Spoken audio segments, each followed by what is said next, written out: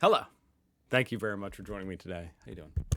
I'm very excited for this because last week I discovered the existence of this, I don't know what you call it, island. It's a pretty freaking big island, series of islands. This place that I had no idea existed, okay? Which is embarrassing to admit, I think. But I had no idea it existed, and apparently it's a territory of Norway, I believe. And it's called Svalbard. I have no idea if people live there. I mean, it's got listed some cities, it looks like. Shout out Pyramiden. See the population. 2,595. Oh my gosh. Shout out anybody who lives in Svalbard. And one of the goats of YouTube, Veritasium, actually has a video about it. So I want to react to this. The northernmost town on Earth. So he calls it a town. But Svalbard is the whole place, right? Let me just see. I mean, I guess I should say go check out Veritasium. He's a small and up-and-coming YouTube channel. He's a legend, and I know you already know who he is. If you don't, you need to actually go. Come take a walk with me around Longyearbyen. That's the largest town on the Norwegian islands of Svalbard. What did he call it? Longyearbyen. Longyearbyen? Around Longyearbyen. Longyearbyen. That's the largest town on the Norwegian islands of Svalbard.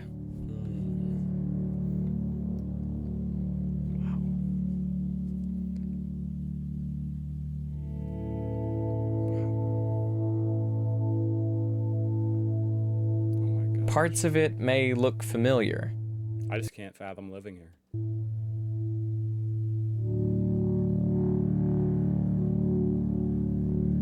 I assume the only people living here are for, like, scientists doing science stuff. But make no mistake, this place is different. Is that a church? Or what is it? At 78 degrees north, it is just 800 miles or 1,300 kilometers from the North Pole. Wow.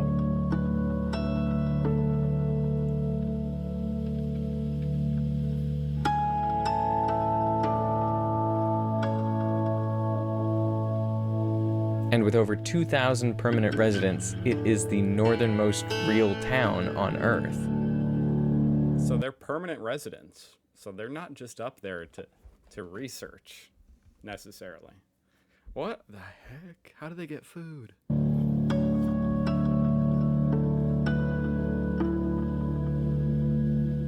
What a crazy life. There are only 50 kilometers of road, including the small streets between houses, so people get around the island mainly on snowmobile.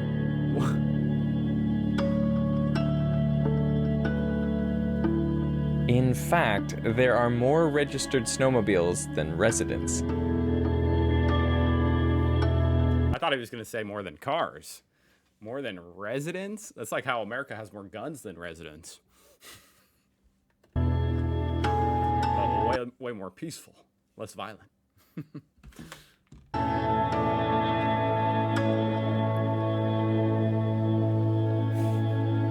That's crazy.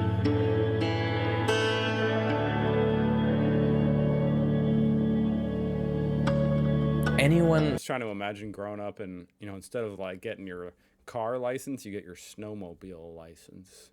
leaving town is required to travel with a gun and someone who knows how to use it. Why? So maybe they have more guns than people too. Hey, we got something in common, Svalbard. Because the islands are also home to polar bears.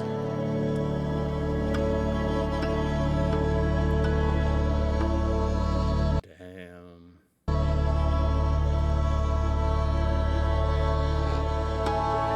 So it's gotta be a big gun too.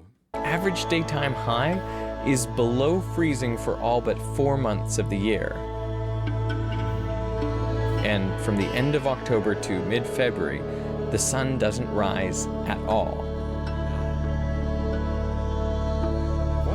Why would anyone live here, to be honest? I mean, it looks amazing. It's incredible. But, like, seriously, this just sounds torturous. This is the long polar night. Living here is tough. I guess Alaska's not that much better.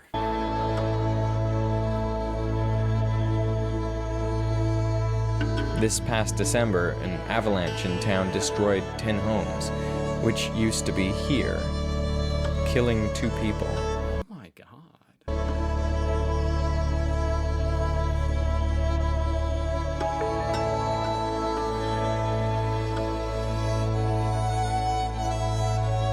So how did this cold, remote, ice-covered archipelago come to be inhabited? Well, I'd like to see those cars driving around. It would kind of be comical. They'd just be slipping and sliding everywhere they go. the hills around town are rich in coal deposits. And I know they got the winter tires and they have chains on their tires and stuff, but still. They must drive slow. Well, the hills around town are rich in coal deposits that have been mined for over 100 years.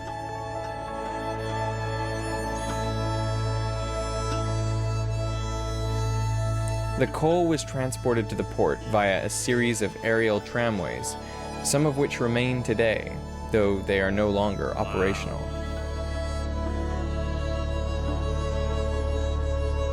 Coal is a reminder that Svalbard was not always an Arctic ice world. 360 million years ago, it was actually in the tropics just north of the equator. A swampy area, it was covered with the precursors to modern ferns, which were much larger than they are today, reaching 10 to 30 meters in height. This vegetation was then covered in mud and sand and submerged under the sea. Over time, it turned into the coal deposits that in the 20th century brought miners from Norway, Russia, and the US. It's like, how did they even find it up here in Svalbard?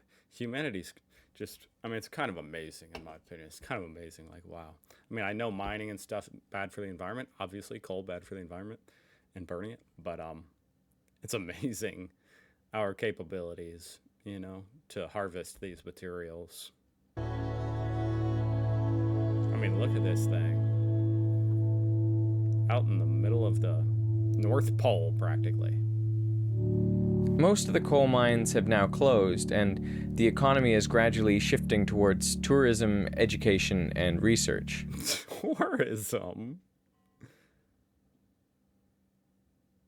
The economy is shifting toward tourism. Okay. I mean, I guess I laugh, but that would be a very interesting place to visit. I might do it. I'm never going to be able to convince my wife to go here, to be honest.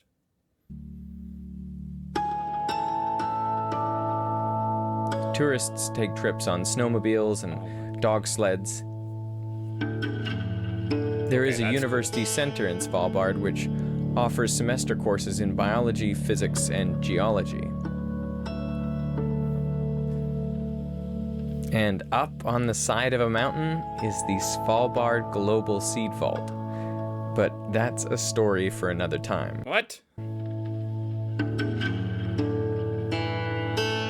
Is that for like aliens in case we have nuclear war? It's like for aliens, or like the one man who survives can go get the vault and replant all the seeds. The locals tell me that interest in the region from different nations is increasing as the globe... Maybe it can be America's 53rd state. Canada, then Greenland, then Svalbard. warms and Arctic ice shrinks, trade routes are opening up across the north.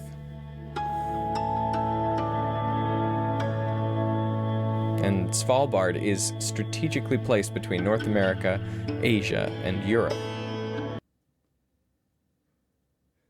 You know, it is always interesting for my monkey brain to remember, you know, with it being up there on the map, You look at it from the top, and yeah, it's between them all.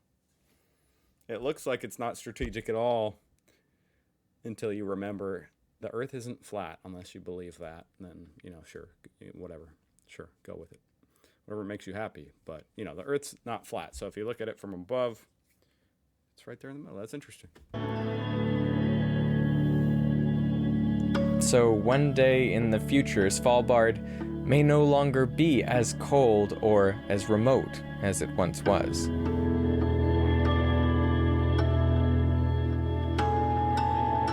I wonder how many polar bears live there.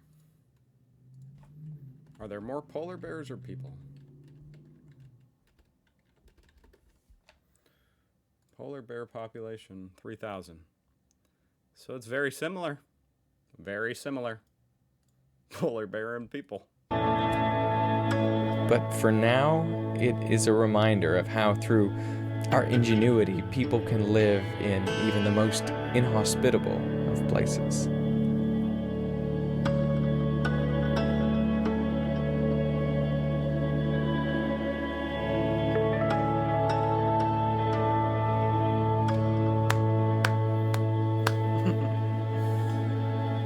Veritasium is the GOAT.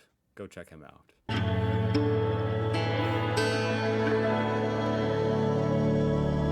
It's funny because it's like even if everyone watching went and subscribed, he wouldn't even notice. It would just be another Tuesday. Oh, 20,000 more subscribers.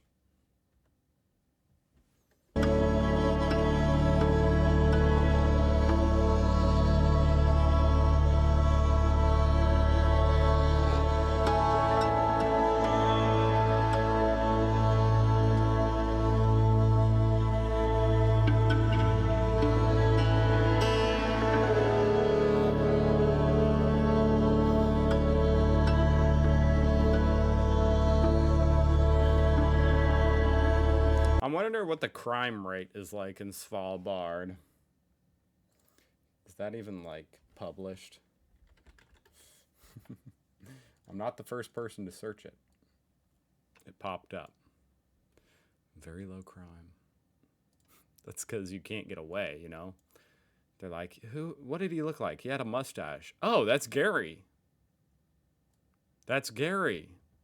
He grew out a mustache.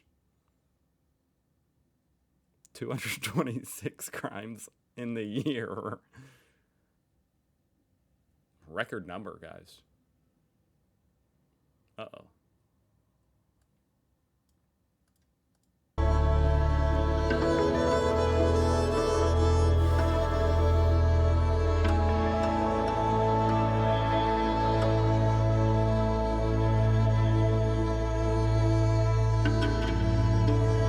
All the snowmobiles.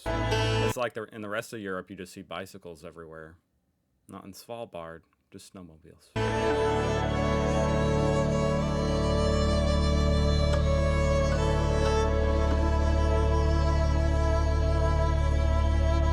What I kind of like about it is it seems like everybody here is probably very equal. I don't know if that's true or not, but it feels that way. It's not like there's billionaires and poverty people, impoverished people. It's just everybody looks equal. Which is interesting. Sitting at home in England, recovering from a heart attack. Oh. Watching this lovely, soothing video. Oh, that was nice. I hope you feel better, sir. Or a woman. I think men get a lot more heart attacks than women. That was fascinating. Thank you so much for watching. Shout out Svalbard. And I'll see you guys tomorrow.